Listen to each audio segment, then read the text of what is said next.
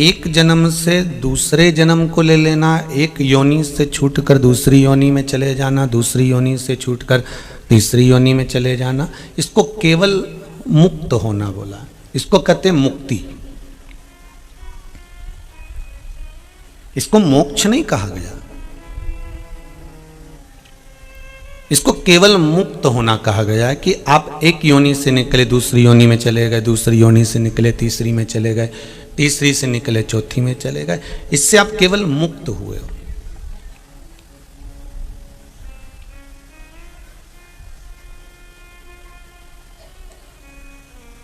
मोक्ष भक्ति के पथ को पकड़कर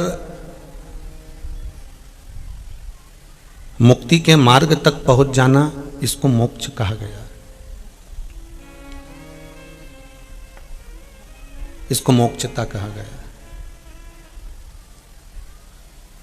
हम मानव देह में ये प्रयास करते हैं कि हम ये दान कर देंगे तो हम मुक्त हो जाएंगे, हमारे को मुक्ति मिल जाएगी, हम ये कर लेंगे तो हमारी मुक्ति हो जाएगी। मुक्ति का तुम भान कर कर चल रहे हो, पर मोक्ष का तुम भान कर कर नहीं चल रहे।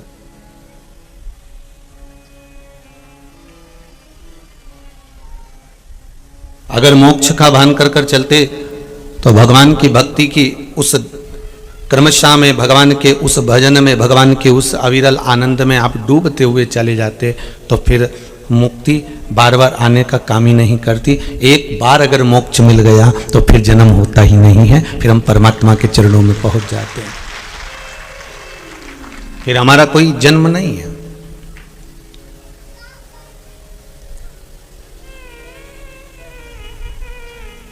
दो साधु किसी के घर में भोजन करने के लिए गए, और वो दोनों साधु जब भोजन करने के लिए गए तो वहां से एक ठंड का समय था, तो अच्छे जोरदार जोरदार दोनों को अलग अलग एक एक कम्बल दिया, और वीआईपी कम्बल, बहुत गर्म कम्बल उन दोनों को दिया गया। बहुत अच्छा कम्बल दिया दोनों को।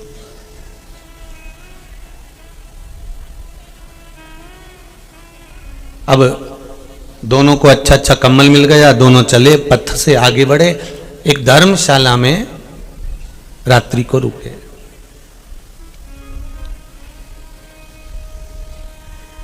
और उस धर्मशाला में रात्रि को रुके और दोनों रात्रि को सोने लगे। महाराज,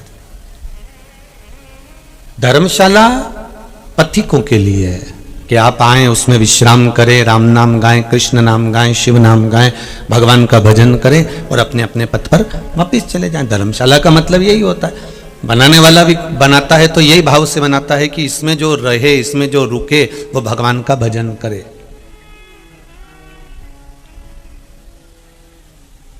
धर्मशाला बनाना और धर्मशाला में भजन होना ये अलग अलग बात है।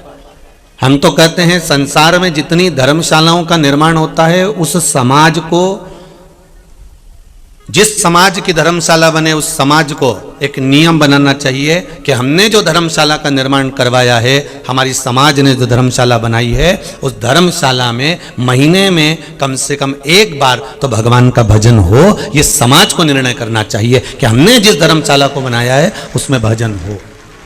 शादी उसमें होती है, किटी पार्टी उसमें होती है, जन्मदिन की पार्टी उसमें होती है, शादी की सालगिरह उसमें होती है, सारे काम उसमें होते हैं, बस एक काम नहीं होता, उसमें भगवान का भजन नहीं होता। एक कथा बड़ी सुंदर है महाराज, आप ध्यान दिए होंगे।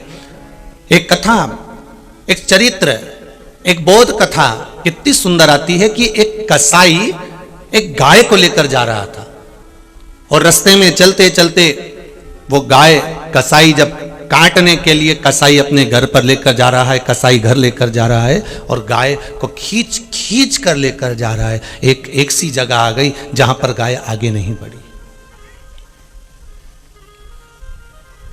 गाय बढ़ी नहीं आगे, कसाई खींच रहा है और गाय बढ़ नहीं रही। आखिरी में कसाई थक गया, और कसाई थक गया तो उसने गाय को वहीं पेड़ से बांध दिया, और उसने विचार करा अब गाय को बांध कर एक काम करता हूँ, थोड़ा यहीं पास में कुछ भवन देख लेता हूँ। आगे गया तो वहाँ धर्मशाला बनी हुई थी। धर्मशाला में जाकर लेटा, किसी से पूछा भैया कुछ रोटी मिल जाएगी, मेरे को भूख लग रही है। हाँ हाँ हमारी धर्मशाला में भोजन की व्यवस्था भी है, लो साहब भंडारा चल रहा है, भोजन कर लो, लो ये भोजन लो, खाओ सो। उसने भोजन कर लिया, आराम कर लिया, आराम कर कर फिर 2-3 घंटे बाद उठा।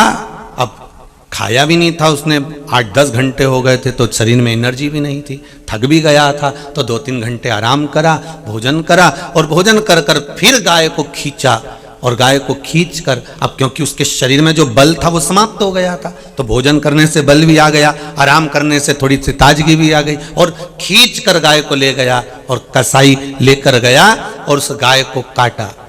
जब गाय कटी,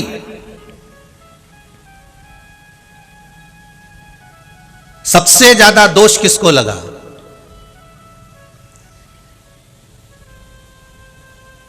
गाय कटने में दोष किसको लगा है? एक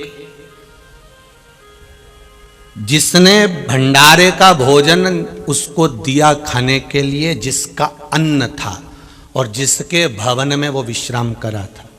बहुत ध्यान देना इस कथा पर।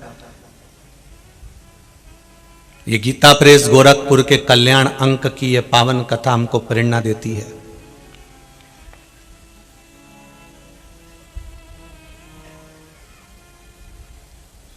ये हमको ज्ञान प्रदान करती है कि धर्मशाला बनाने वाले ने धर्मशाला बनाया, जिसने दान दिया दान दिया, भोजन भंडारे वाले ने भोजन भंडारे का दान दिया, पर उसमें ठहराने वाला और उनको खिलाने वाला इस चीज का अंदाजा रखे कि किस व्यक्ति को आप ठहरा रहे हो और किस व्यक्ति को आप खिला रहे हो।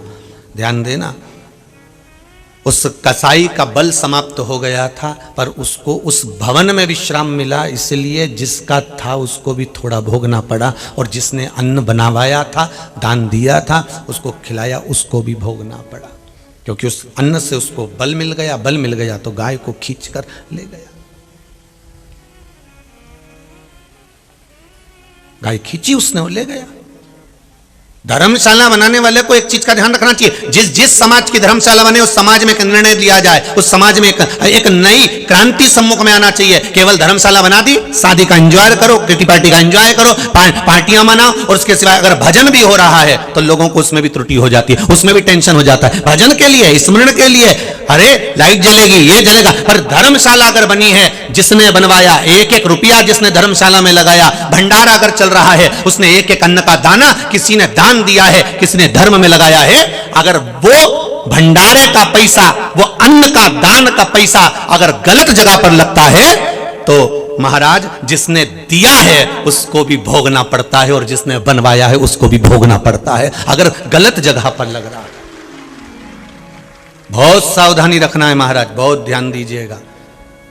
धर्मशाला अगर बने, और किसी भी समाज की बने, उसको एक निर्णय, एक धर्मशाला में तख्ती लगा देना चाहिए, और जो दान दे उसको भी लिख देना चाहिए कि इस धर्मशाला में हम बनवा तो रहे हैं, हाँ अगर करो तुम्हें शादी करना है, पार्टी करो, किटी पार्टी करो, तुम्हें दुनिया भर का काम करो, पर एक बात याद रखना कि महीने में एक बार इस धर्मशाला में जिसका पैसा लगा है, जिसकी ईंट लगी है, जिसका एक एक रुपया लगा है, जिसका कण कण लगा है, इस धर्मशाला की भूमि में कम से कम महीने में एक बार भगवान का भजन होना चाहिए, जिससे जो जीव चले गए उनको भी उसका सुख मिल जाए कि हमने जो दान दिया था वो सही जगह दिया था, हमने जो करा था वो सतमार्ग पर लगा। केवल धर्मशाला को कमाई का स्रोत मत बनाओ, क्योंकि उसने दान देकर, धर्म कर कर, पुण्य कर कर, सत्कर्म कर कर, वो एक तख्ती लगा दो कि इस धर्मशाला में महीने में एक दिन भजन होगा, एक दिन कृष्ण नाम होगा, एक दिन राम नाम होगा, एक दिन हरि नाम होगा, एक दिन शिव नाम होगा।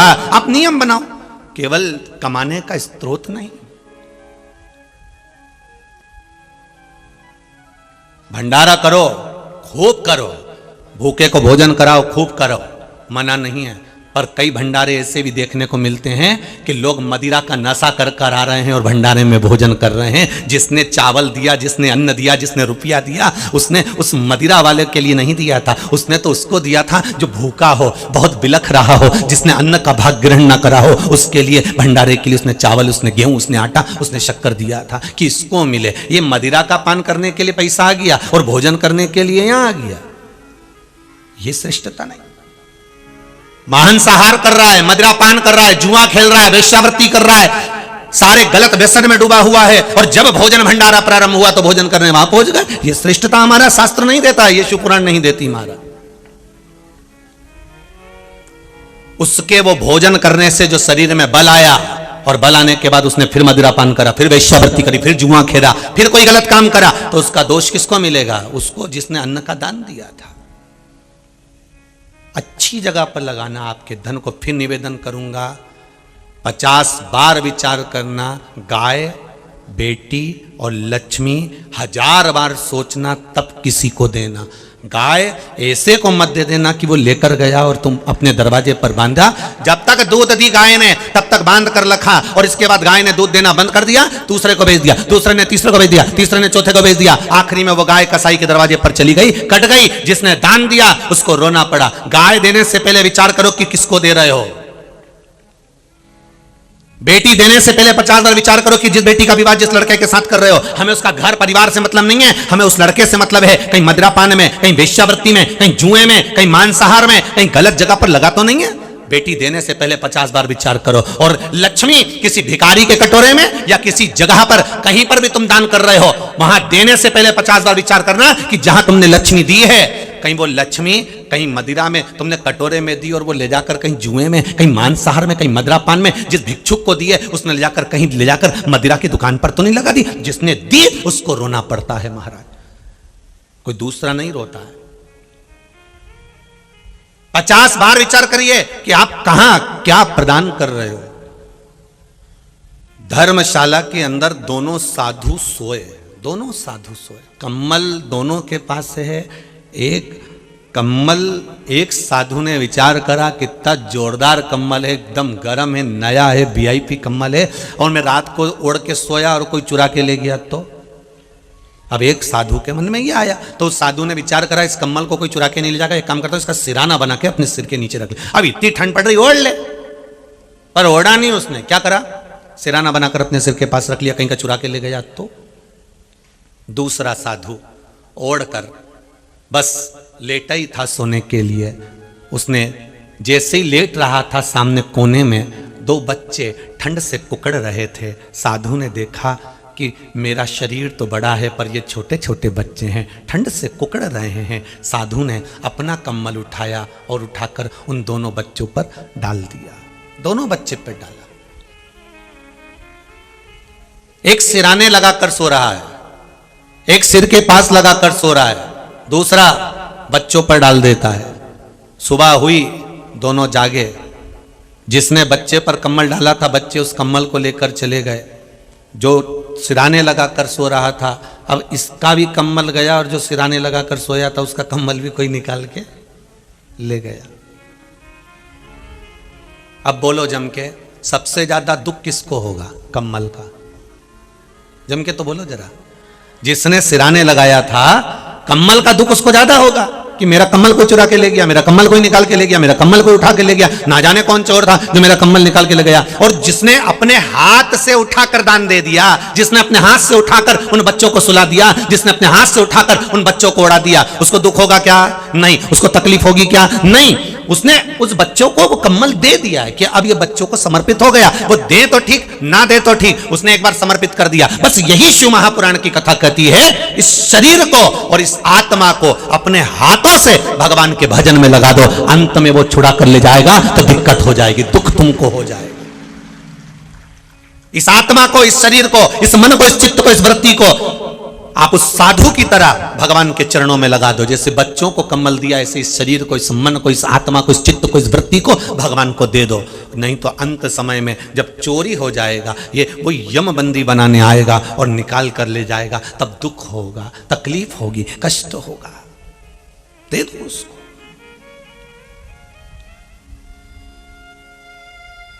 भगवत भजन में लगे। हमारा जीवन, हम जिस चीज को बना रहे हैं, हम जिस चीज का निर्माण करते हैं, कोई व्यक्ति व्यक्ति अगर मकान का भी निर्माण करता है, कोई व्यक्ति अगर मकान बनाता है, कोई व्यक्ति घर का निर्माण करता है, मकान का निर्माण करता है, तो यह विचार कर करता है कि भगवान मेरा जो मकान बन रहा है, मेरा जो घर बन रहा है, इसमें ऐसी कृपा करना प्रभु कि इसमें भगवान की भक्ति होती रहे, स्मरण होता रहे, भजन होता रहे, कीर्तन होता रहे, नाम जाप होता रहे। लोग वास्तु पूजन कराते हैं तो पंडित जी से कहते हैं पंडित जी घर में ऐसी पूजन कराना कि खूब लक्ष्मी बढ़े, खूब लक्ष्मी बढ़े। पंडित जी से ये नहीं कहा पंडित जी ऐसी पूजन कराना कि जितने लोग घर में रहें सब श्री शिवाय नमस्तुभ्यं जपें, सब राम नाम जपें, सब कृष्ण नाम जपें, सब भगवान का भजन करें। ये पंडित जी से नहीं कहा गया। पंडित जी से कहा गया ऐसी पूजन कराओ कि लक्ष्मी बढ़े। भजन बढ़ने का नहीं कहा गया, लक्ष्मी बढ़ने का कहा। हमें भजन के बल को बढ़ाना है, हमें स्मरण को बढ़ाना है, हमें भगवान की भक्ति को बढ़ाना है। और हम दुनिया की सारी वस्तुएं बढ़ाने में लगे हैं पर भगवत स्मरण बढ़ाने में नहीं लगे। कोई तुमसे पूछे क्यों रे कितने घंटे भगवान का नाम लेते हो? अरे गुरुजी 3 घंटा कथा तो सुन लेते हैं। 3 घंटा कथा तो सुन रहे हैं, तुम कितने घंटे राम नाम, कृष्ण नाम, शिव नाम, भवानी के नाम, भगवान के नाम, गुरु के नाम का स्मरण करते हो? कितने घंटे? महाराज बाबा तुलसीदास जी तो कहते हैं कि तुम घंटे भी मत गिनो, तुम तो यहां लिखा है आधी में पुनी आध। यहां तो तुलसी बाबा कितनी सुंदर बात कह दी है कि बस आधा क्षण भी अगर तुमने स्मरण कर लिया तो वो भी बहुत है, बहुत।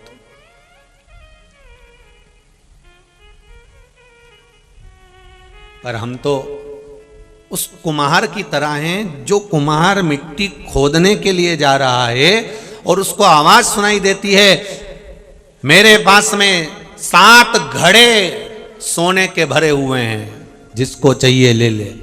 कुम्हार के कानों में आवाज गई, कुम्हार ने सोचा कोई मजाक कर रहा होगा, कोई मजाक कर रहा होगा। फिर आवाज आई मेरे पास में 7 घड़े सोने से भरे हुए हैं असरफियों से, जिसको चाहिए ले ले।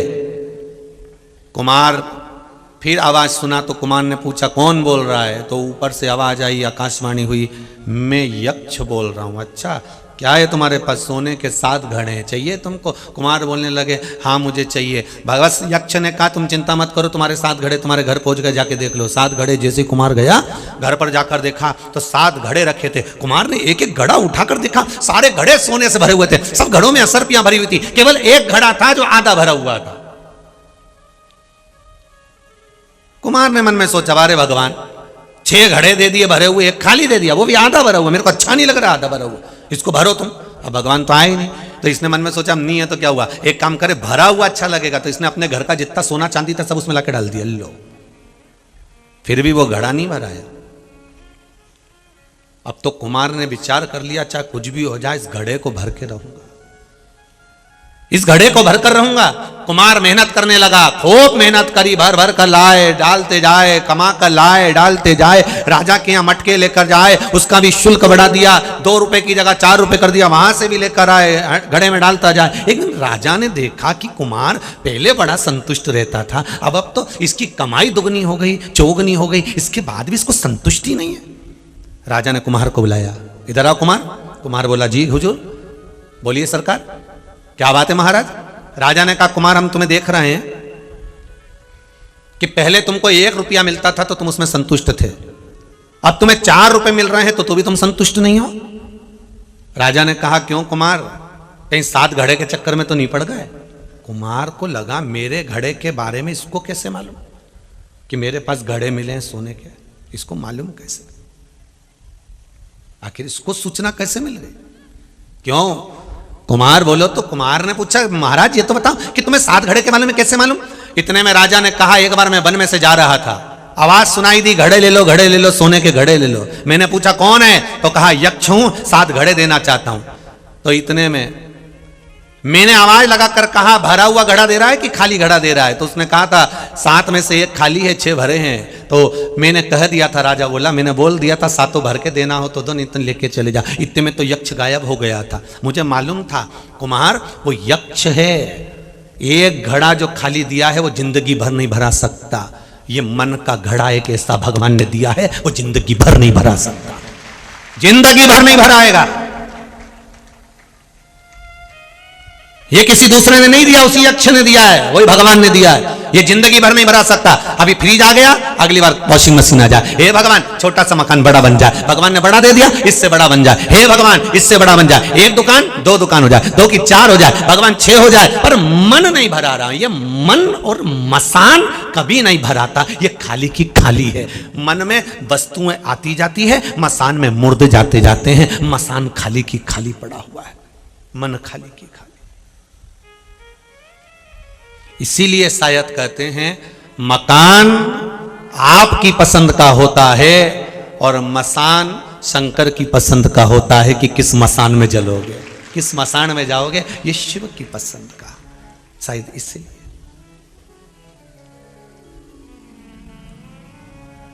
मन मकान देख सकता है, मकान आपकी पसंद का हो सकता है, पर मसान नहीं, शमशान नहीं।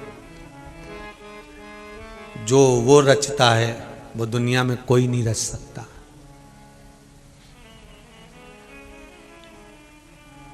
जो उसने रचा, एक पत्र में लिखा है,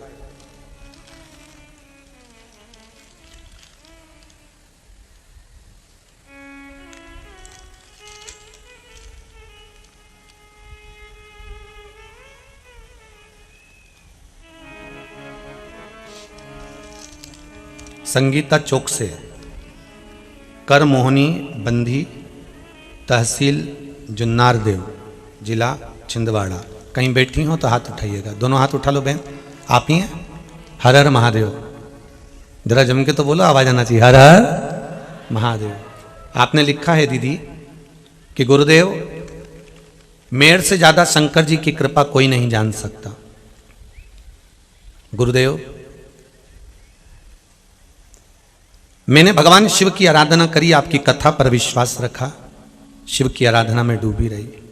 जब मेरा दूसरे नंबर का बच्चा हुआ तो डॉक्टरों ने उसे मृत घोषित कर दिया कि यह मरा हुआ है, और मुझे गंभीर हालत में अस्पताल में भर्ती कर दिया गया। पर मुझे भोले बाबा पर विश्वास था, मैंने शंकर की बड़ी आराधना करी थी गुरुदेव, कथा पर विश्वास और शिव की आराधना करी है गुरुदेव। जब मुझे दूसरे हॉस्पिटल में रख दिया, मेरे बच्चे को मृत घोषित कर दिया, डॉक्टरों ने कह दिया यह मरा हुआ बालक है, बच्चा है। गुरुदेव किसी ने आकर सूचना दे दी कि तुम्हारा बच्चा हुआ था पर मरा हुआ है। मैंने शिव का स्मरण करा, कथा को याद किया, और बाबा की कृपा ऐसी हुई कि मैं भी ठीक हो गई और मेरा बच्चा भी जीवित हो गया। यह साक्षात्कार। अब इससे बढ़कर शिव का प्रमाण और क्या दोगे बाबू? आपको बहुत बहुत बधाई बेटा, बहुत बहुत धन्यवाद, बैठिए आप, बहुत बहुत साधु बात है आपको। अब इससे बड़ा प्रमाण और क्या चाहिए संसार के लोगों को? तेरी कृपा बिना नहीं ले एक भी अणु, लेते हैं श्वास तेरी कृपा से तनु तनु। महाराज हम तो इतने पत्र पढ़ भी नहीं पाते जीजियों, इतने पत्रों का ढेर लगा हुआ है। इन पत्रों को मैं अगर काउंट करवाऊं अभी हाल की, इतने पत्र ढेर लगे हुए, इतनों को हम पढ़ भी नहीं पाते। पर आपका विश्वास दिखता है कि शंकर के प्रति जो भरोसा है, जब सारे डॉक्टर फेल हो जाते हैं तब एक डॉक्टर वो भी बैठा हुआ होता है जो देख लेता है, हम नहीं देख पाते।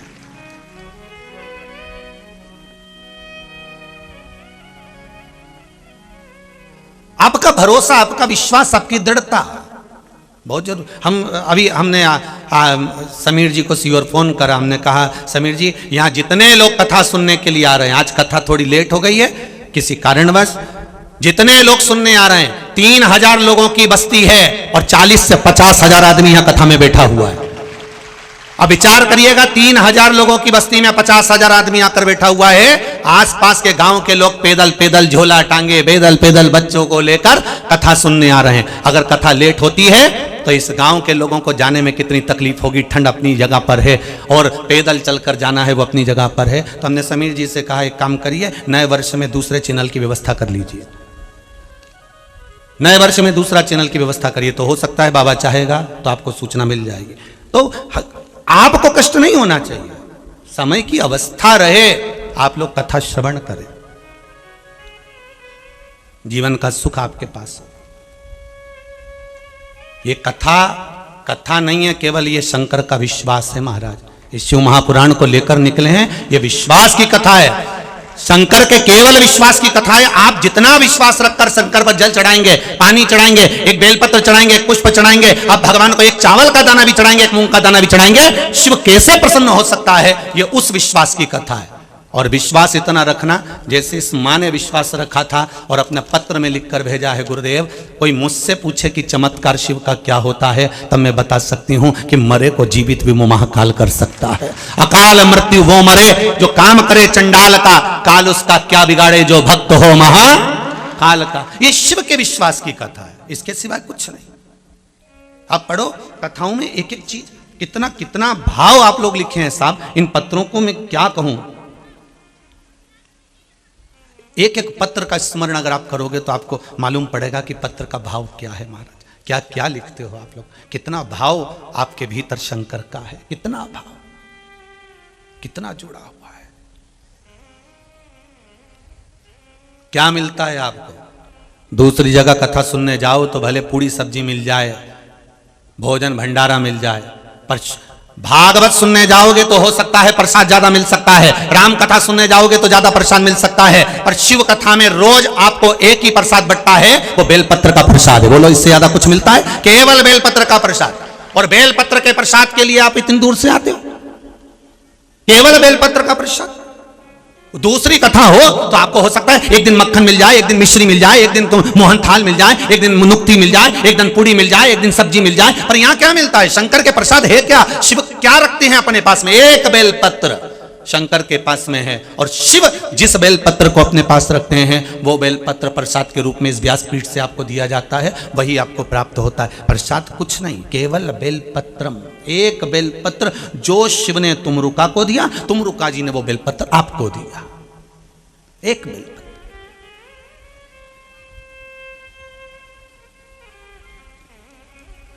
पूरा नवेगांव आश्चर्य में पड़ा हुआ है कि ये कहां से निकल निकल के आ रहे हैं, इतने ढेर सारे हैं। पूरा नवेगांव आश्चर्य में पड़ा हुआ है, जिसे देखो वही चले आ रही है के साथ 10-10, कोई छोटे छोटे बच्चे, ठंड अलग। जरा विचार तो करो बाबा की कितनी करुणा होगी, विश्वास कितना प्रबल होगा। और शिव है तो सब है, शिव है तो सब। शंभु शरणे पड़ी मांगू घड़ी रे घड़ी, दुख काटो दया करी ने दर्शन आपो। हे शंभु कृपा करिए, ये भीतर का दुख काट दीजिए, भीतर का दुख ये कट आज भगवान शिव कह रहे हैं, इस काया को, इस शरीर को कोई छुड़ा कर ले जाए उससे अच्छा है इस काया को, इस मन को, इस आत्मा को परमात्मा से लगा दो, लगाओ इसको शिव से, दे दो इसको शंकर को। जैसे वो कहते हैं ना कि बच्चा बच्चा राम का, जन्मभूमि के काम का, उसी तरह संसार में जन्म लेने वाला एक एक जीव शंकर है, एक एक जीव के अंदर शिव है। श्वास जिसकी चल रही है उसमें शिव समाया हुआ है। अब तुम मछली समझ लो, पानी की कीड़ा समझ लो, इल्ली समझ लो, जलचर समझ लो, थरचल समझ लो, वायुचर समझ लो, एक एक जीव को देख लो, चाहे जल के अंदर के हो, चाहे थल के अंदर के हो, चाहे वायु के अंदर के हो, एक एक जीव को देखिए, जिसकी श्वास चल रही है उसमें शंकर है, जिसके भीतर धड़कन चल रही है उसमें शिव है, जिसके भीतर श्वास निरंतर विचरण कर रही है उसमें शिव है। शिव महापुराण की कथा कहती है जब तक शरीर में श्वास है तब तक शिव है, और तब तक वो शरीर है। जिस दिन श्वास निकल जाती है उस दिन वो शरीर नहीं रहता, उस दिन वो शव बन जाता है। जैसे ही शिव गया तो वो शव बन गया, उसका महत्व खत्म हो गया, क्योंकि शंकर के जाने के बाद केवल शव रह जाता है, शिव के जाने के बाद केवल शव है। शिव के जाने के बाद वो शरीर नहीं है, शिव के जाने के बाद वो शिव है।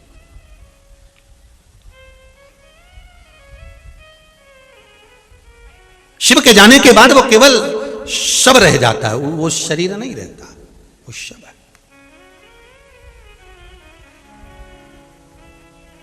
शिव महापुराण कथा कह रहे महाराज, भक्ति विश्वास के साथ करिए। भक्ति काय के साथ करना है? विश्वास के साथ। आप लोग शिव मंदिर जाते हो? कौन कौन जाता है जरा हाथ उठाइए। सभी लोग जाते हो? रख लीजिए, बहुत बढ़िया, बहुत सुंदर। आपको मेरा नमन है कि आपने शंकर जी के मंदिर जाना तो चालू करा है, इसके लिए नमन है। शिव मंदिर जाओ तो कभी ये सोचकर मत जाना कि हम भगवान के मंदिर जा रहे हैं। आप तो शंकर के मंदिर जाना तो ये सोचकर जाना हम हमारे दादाजी से मिलने के लिए जा रहे हैं, हमारे दादा से मिलने के लिए जा रहे हैं। क्यों? क्योंकि दादा की गोद में जब जब पोता पोती बैठते हैं तो कुछ ना कुछ लेकर उठते हैं। दादा उनको 5 रुपए देगा, कुरकुरा देगा, टॉफी देगा, मोबाइल देगा, पेन देगा। दादा दादी की गोद में अगर बच्चे बैठे हैं तो कुछ ना कुछ लेकर उठते हैं। उसी तरह यदि आप शंकर की गोद में जाकर बैठे हो तो कुछ ना कुछ लेकर उठोगे। खाली नहीं जा सकते, खाली नहीं रहो, कुछ लेकर ही उठो। उसके दरबार से कोई खाली नहीं गया, उसके द्वार से कोई खाली नहीं गया, दरबार खाली नहीं। महाराज, तेरे दरबार की बाबा निराली शान देखी है,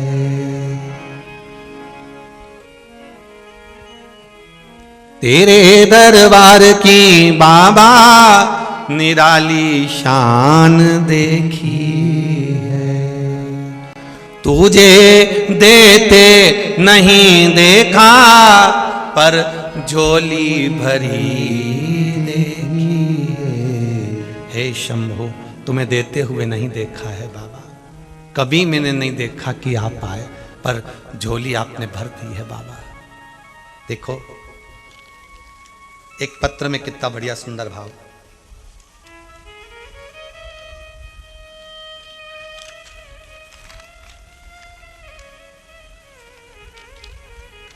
प्रीति राजेश सूर्यवंशी, कहीं बैठे हो तो हाथ उठाइएगा। प्रीति राजेश सूर्यवंशी, आप ही हैं? दोनों हाथ उठा लीजिए जरा। हर हर महादेव बोल दीजिए एक बार, हर हर महादेव। आपने लिखा है दीदी, मैं ग्राम घोरावाड़ी तहसील जुन्नारदेव से हूँ। गुरुजी, मेरे पिताजी को कैंसर हो गया है। बीमारी का पता बहुत बाद में चला, बीमारी बहुत बढ़ चुकी थी। मैंने बाबा पर विश्वास करते हुए पशुपति व्रत किया और उस व्रत के साथ में बाबा को जल समर्पित किया। उस जल का भाव इतना रहा गुरुदेव, जिसका प्रभाव मुझे तत्काल मिला और मेरे पिताजी की तबीयत ठीक होना प्रारंभ हो गई। ये शिव की कृपा है। इसमें लिखा है कि गुरुदेव डॉक्टर भी आश्चर्य में है कि ऐसी इतनी जल्दी सफलता कैसे मिलेगी। बैठो बहन बैठो। श्री शिवाय नमस्तुभ्यम। बहुत शिव कृपा करे। अरे एक लाइन बड़ी सुंदर कोई ने गाई है, पहले पहले लोग गाते थे इसको, ध्यान में होगा आपको भी, ध्यान में होगा कि तुम्ही ने दर्द दिया है तुम्ही दवा दोगे। ठीक है, सुनिए ना लाइन, अगर दर्द तूने दिया है तो दवा भी तू ही देगा। कष्ट तूने दिया है, रोग तूने दिया है तो संभाल भी तू लेगा। अगर तूने कष्ट दिया, तूने दुख दिया, तूने अगर दिया है तो संभालेगा भी तू ही, कोई दूसरा नहीं संभालेगा। तुम्हारे दुख के समय पर तुम्हारे पड़ोसी तुम्हारा दुख नहीं संभालने वाले, तुम्हारे रिश्तेदार तुम्हारा दुख नहीं संभालेंगे। जिनको रोग हो जाता है, भारी बीमारी हो जाती है, वो दुख जिसको हुआ है, जिसको रोग हुआ है, जिसको तकलीफ हुई है, जिसको कष्ट हुआ है, पड़ोसी सेवा कर देगा, दवाई दे देगा, पानी ला देगा, दूध ला देगा, चाय ला देगा, पर दर्द तो तुम्हें ही सहन करना पड़ेगा ना। दर्द कोई दूसरा सहन नहीं करेगा। अर्थात उस दर्द को सहन तुम्हें करना है तो तुम्हें ही भगवान का भजन करना है। अगर भजन करोगे तो उसका फल क्या मिलता है, ये शिव महापुराण की कथा कहती है कि दर्द उसने दिया तो मिटाएगा भी वही, दुख उसने दिया तो खुश भी वही रखेगा। आप शंकर के दरवाजे जाओ, एक लोटा पानी लेकर जाओ और जाओ उससे कहो कि एक लोटा जल, और फिर कहेंगे जल लेकर जाना, चढ़ाना, थोड़ा सा जल, पहले की भी कथा में कहा, वापिस लेकर आना, अपने घर पर छींटना, थोड़ा सा जल लेकर आना बचा हुआ, और लाना हमें बाबा के दरबार से बाबा का आशीर्वाद लेकर आना।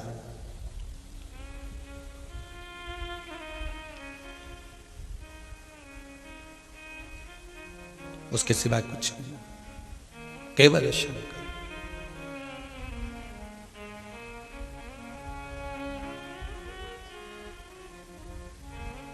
महाराज शिव का स्मरण करें, उसके सिवाय कुछ भी साधन नहीं। श्री शिवाय नमस्तुभ्यं, श्री शिवाय नमस्तुभ्यं, श्री शिवाय नमस्तुभ्यं, श्री शिवाय नमस्तुभ्यं। याद कर लो मंत्र को। घर में सुबह के टाइम और शाम के टाइम 5 मिनट इस मंत्र को जपो, चला दो, लगा दो और सारे घर के लोगों को कह दो कि इस मंत्र को जपो। ये भगवान के करीब में भी लेकर जाएगा और हमारे जीवन को सुख प्रदान करेगा। ये वो मंत्र है जो जीवन का सुख दे जाता है। ये वो मंत्र है जो आनंद की अनुभूति करा जाता है। शिव महापुराण का ये मूल मंत्र है, छुपा हुआ था, निकाल लिया। कभी कभी शिव के भगत भी करुणा कर जाते हैं। एक बार माता पार्वती जी ने शंकर जी से पूछा, तुम्हारे 2 नेत्र काफी नहीं थे जो तीसरा नेत्र रख लिया? ये जो धर्म पत्नियां होती हैं ना, पतियों से बहुत बहुत विचित्र विचित्र बातें करती हैं।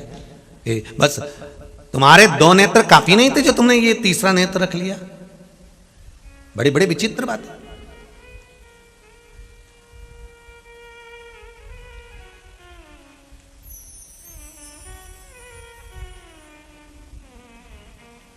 पूछने के लिए होता है। एक पत्नी ने पति से पूछ लिया, क्यों जी ईमानदारी से बताना, तुम शादी के पहले ज्यादा खुश थे कि अब ज्यादा खुश हो?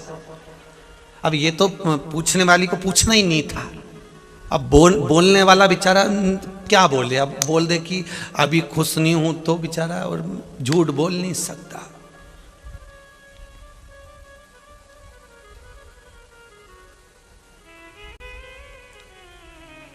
प्रश्न करने वाला कुछ भी प्रश्न कर लेता, उसको उसका तो मन होना चाहिए। तुम शादी के पहले ज्यादा खुश थे कि अब ज्यादा खुश हो? पति बेचारा मौन हो गया। उसने कहा अटैची ला दे, मैं जाऊं थोड़ा ऑफिस में, आज जरा जल्दी काम है। तुम मेरा उत्तर नहीं दोगे? आज इतनी खुश होके पूछ रही, तुम मेरा उत्तर नहीं दोगे? अब पति भी मन में सोचे, इतनी स्माइल दे के पूछ रही, अगर बोल दूंगा तो अभी मुंह उतर जाएगा, तो मैं बोलूं नहीं तो अच्छा है।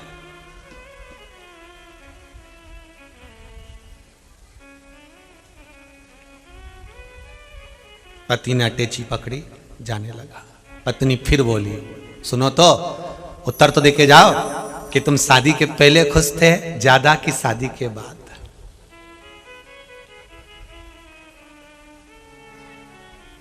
पति बोला, तुम जब मायके जाओ तो तुम्हारे पापा से ये वाला प्रश्न कर लेना, बस। और इससे ज्यादा कुछ नहीं बोलूंगा। तुम मायके जाओ, जब पापा से, तुम्हारे पिताजी से ये प्रश्न कर लेना कि पापा तुम शादी के पहले खुश थे कि ये चंद्र घंटा आई इसके बाद? तो पिताजी से पूछ लेना, तुम पूछो ये बात।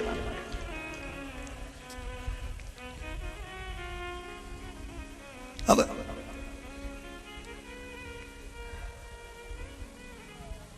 कहा,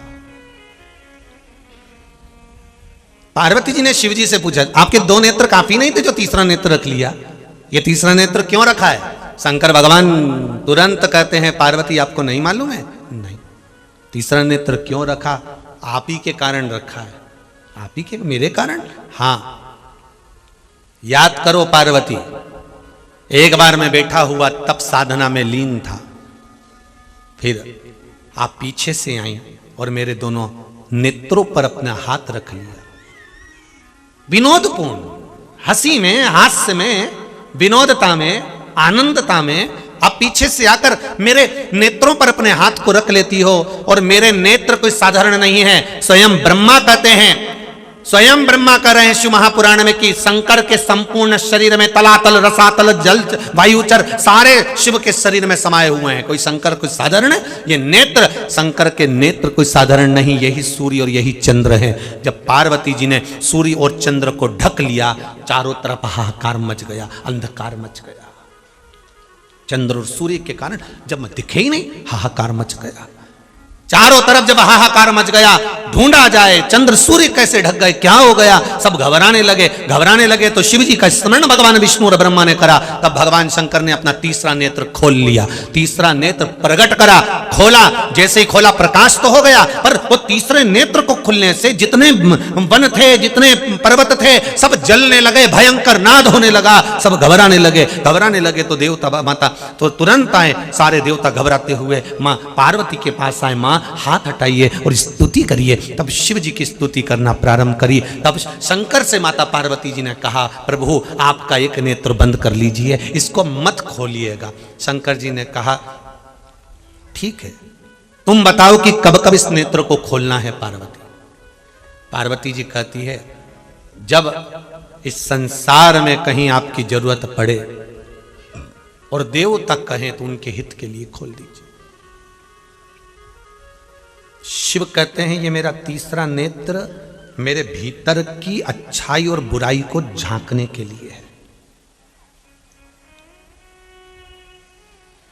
ये तीसरा नेत्र मेरे भीतर की, और केवल शंकर भगवान का तीसरा नेत्र नहीं, अपन सबका भी एक नेत्र है, जिससे हम दुनिया के लोगों की बुराइयां ढूंढते हैं, हम दुनिया के लोगों की बुराइयां खींचते हैं। उसने ऐसा कर दिया, उसने ऐसा बोल दिया, उसने ऐसा करा, उसने तो अपने वालों को प्रसाद दिया, उसने तो ऐसा कर दिया। ये हम केवल बुराई ढूंढ रहे हैं। ये तीसरा नेत्र है हमारा। हमारे तीसरे नेत्र से हमें अपनी बुराई ढूंढना है, दूसरे की नहीं। हम अपने अंदर झांक कर देखें कि अपन कैसे। एक उंगली जब किसी पर उठाई जाती है, ये 3 उंगलियां उसकी ओर जाती है कि तू अपने अंदर झांक कर देख कि तू कैसा है।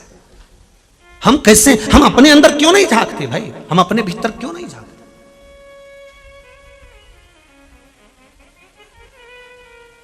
शिव का अनुमोदन करने वाला, शंकर का भजन करने वाला, शिव स्मरण में डूबने वाला, शंकर की भक्ति में, रसतत्व में डूबने वाला जीव जो शिव की भक्ति में डूबा हुआ होता है, शंकर के भजन में डूबा हुआ होता है, शिव स्मरण में डूबा हुआ होता है, वो भी शंकर की भक्ति को इतना जप लेता है, इतना स्मरण कर लेता है कि वो भी शायद किसी को प्राण वापस दे सकता है शिव भक्ति में। देखिए, श्री शिवाय नमस्तुभ्यम शिव महापुराण की कथा आपने सुनी, आपने दूसरे से कहा, देख तेरे को तकलीफ है, तू पशुपति व्रत कर, देख तू एक काम कर, वो सफेद आंकड़ी का प्रयोग कर ले, तू एक काम कर, बड़ के पेड़ के नीचे दही का शिवलिंग बना ले, तू एक काम कर, शंकर जी की पूजन कर ले, तू एक काम कर, शंकर जी को चावल चढ़ा ले, तू एक काम कर, शिव जी को मूंग चढ़ा ले, तू एक काम कर, भगवान शंकर की ऐसी आराधना कर ले। भले दुनिया के लोग इसको टोटका कहते हैं, दुनिया के लोग इसको उपाय कहते हो, पर शंकर की कथा में एक एक चीज लिखी हुई है कि हमको शिव को क्या चढ़ाना चाहिए, कैसे चढ़ाना चाहिए, कैसे स्मरण करना चाहिए। जो शिव महापुराण पढ़ते होंगे, और हम तो आपसे भी कहते हैं, कोई दूसरी शिव पुराण लाकर पढ़ो, उससे अच्छा है गीता प्रेस गोरखपुर की शिव पुराण घर में लाओ। एक एक लाइन को हिंदी की पढ़कर देखना, उसमें सब मिल जाएगा कि सरसों चढ़ती है, अरहर की पत्ती चढ़ती है, काली तिल चढ़ती है, काली मिर्च चढ़ती है, कौन सा फूल चढ़ता है, कौन सी बेलपत्र किस तरह से चढ़ाना है, कैसे शंकर को रिझाना है, कैसी स्तुति करना है, कैसे शंकर का शिवलिंग का निर्माण करना है, सफ़ेद मिट्टी का, काली मिट्टी का, पीली मिट्टी का, लाल मिट्टी का शिवलिंग कैसे बनाना है, कितना बड़ा शिवलिंग होना चाहिए, कैसी उसकी आराधना होना चाहिए, कहाँ कहाँ के शिवलिंग की पूजन कैसे करना चाहिए, सब लिखा है शिव महापुराण में।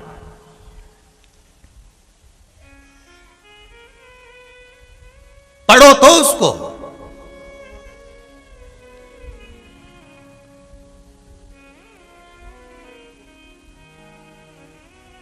अरे अर्जुन के बेटे ने अर्जुन को जब मार दिया था, महाभारत,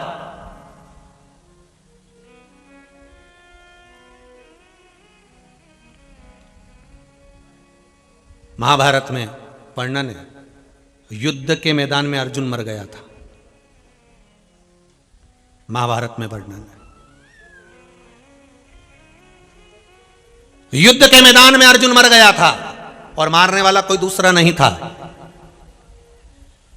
मारने वाला कोई दूसरा नहीं था, मारने वाला भी अर्जुन का बेटा ही था, बब्रुवाहन। क्या नाम था उसका? बब्रुवाहन। मारने वाला कोई दूसरा नहीं था। महाराज अर्जुन एक बार मणिपुर क्षेत्र से निकलकर जा रहे थे, और मणिपुर क्षेत्र से निकल के जाते हुए मणिपुर राजा की कन्या बड़ी सुंदर थी, जो वहां से निकलकर जल का पात्र लेकर मंदिर की ओर जा रही थी।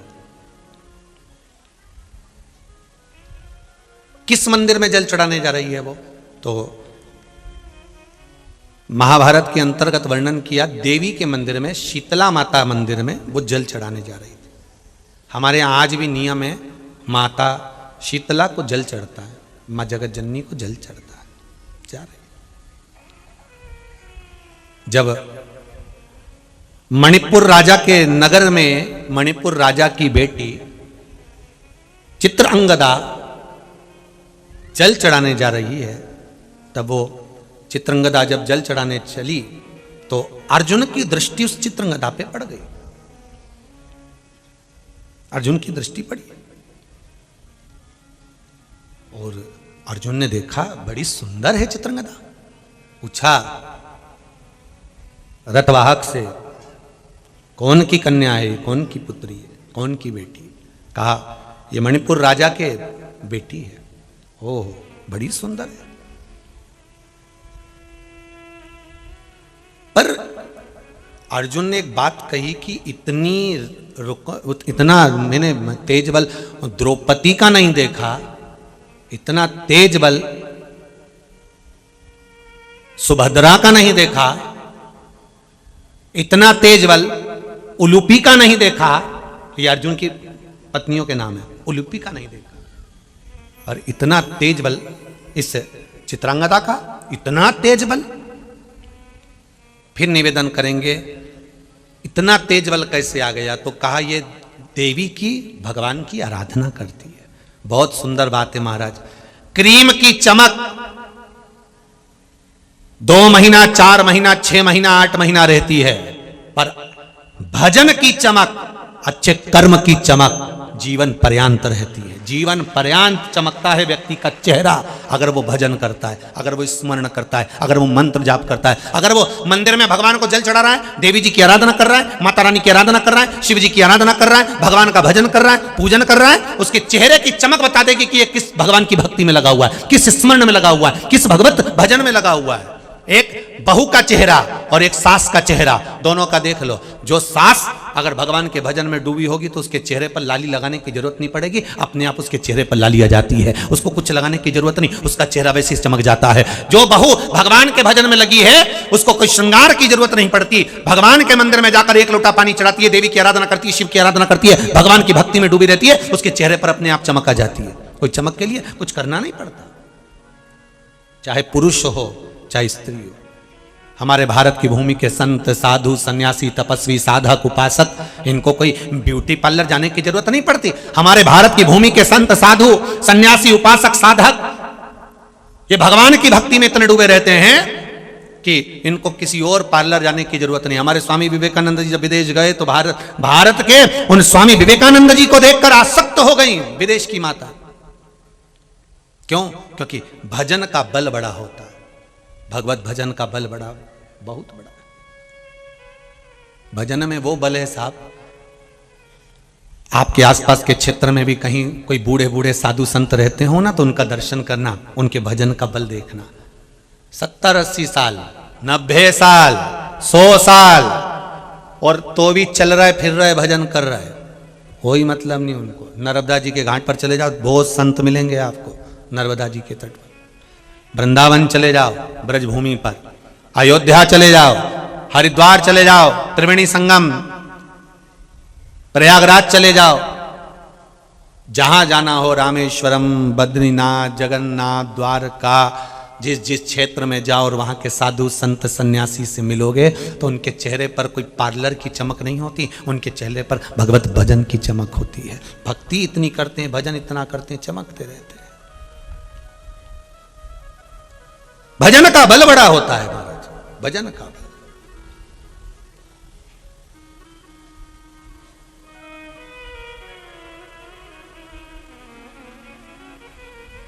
भक्ति का बल बड़ा होता है, भगवत भजन स्मरण का बल बड़ा होता है।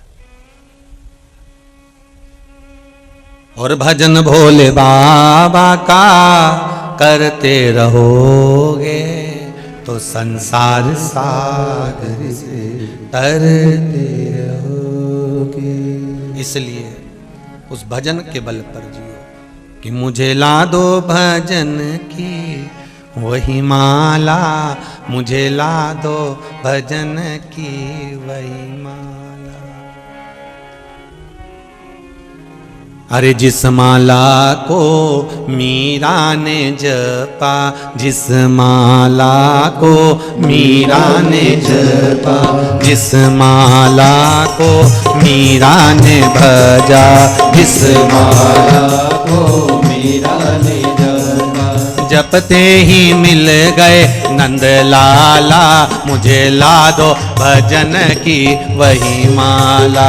जिसे जपते ही मिल गए नंद लाला, मुझे ला दो भजन की वही माला, मुझे ला दो भजन की वही माला, मुझे ला दो भजन की वही माला, मुझे ला दो भजन। आओ से आनंद से माला, मुझे ला दो भजन की वही माला।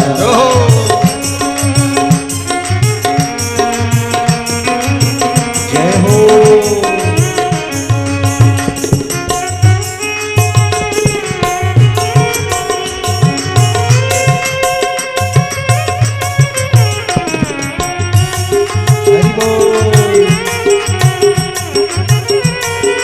बोले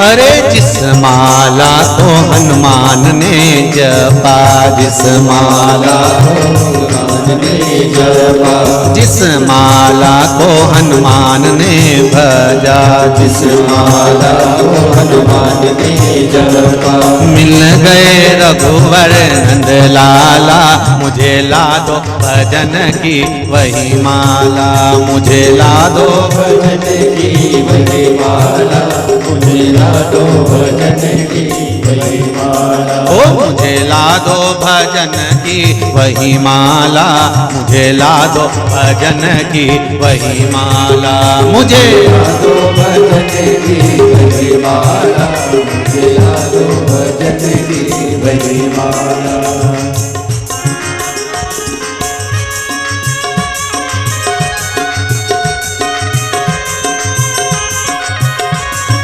बोले बोले बोले बोले।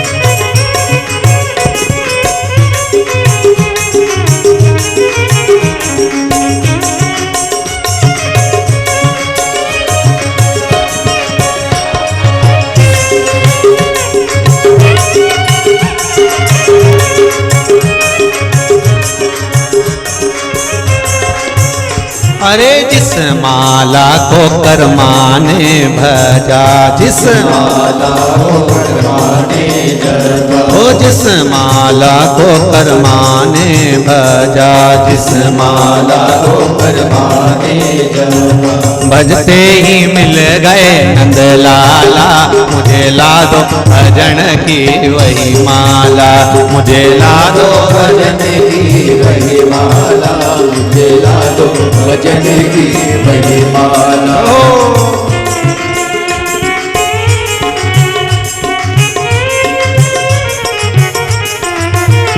जय हो।